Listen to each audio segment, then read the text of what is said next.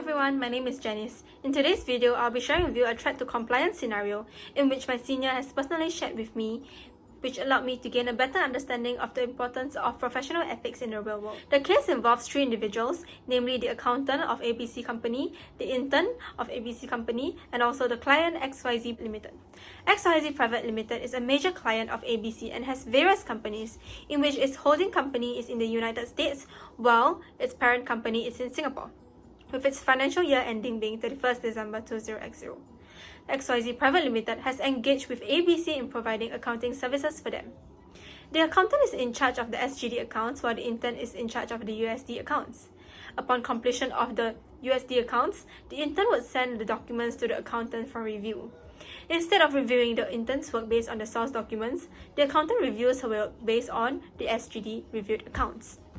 Since ABC Companies is in charge of the disbursement process for the client, on certain occasions when doing cash disbursement for XYZ Private Limited, the XYZ's director will instruct the accountant to out a large fund from their bank account. Based on this scenario, we could see that there is a threat to compliance, namely the self-review threat. Section 250 of the Code occurs when the accountant is unable to appropriately evaluate information which he needs to rely on to make a judgment. The accountant did not comply with this code since the accountant decided to review the intern's work based on her reviewed SGD accounts. This might cause the accountant to be careless. For example, items that are not included in the SGD accounts might be completely missed out when the accountant reviews the intern work based on the SGD accounts instead of the source documents. When handling the disbursement process, the accountant faced intimidation threat. Section 280 of the Code says that intimidation threat occurs when a professional accountant is unable to act objectively due to pressures or undue influence from a client. From the scenario presented, the accountant clearly faced an intimidation threat since her decision to disburse the money was due to the authority of the client.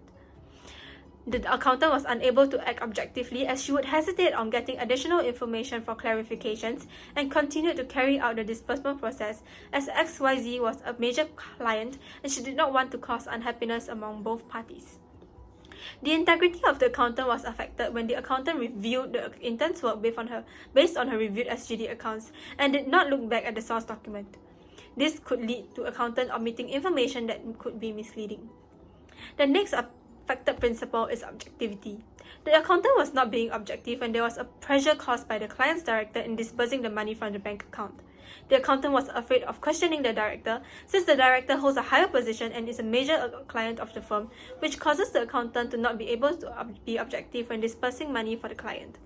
Now I will be sharing with you 3 safeguards that I would recommend to tackle the issue. The first safeguard is to task another accountant to review the intern's work instead of the accountant who was in charge of the SGD accounts. This way, the accountant will not face a self-review threat since the accountant has no prior knowledge of the USD accounts and will less likely to miss out any important information.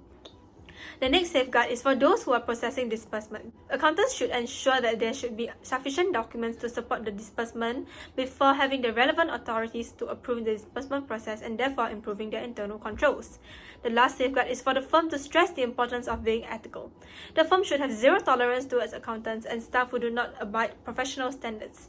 The firm can do this by having regular reviews for the staff to find out if there are any issues faced during their period of work, and they will be able to tackle the issue instead of allowing the staff to let the same issue happen again.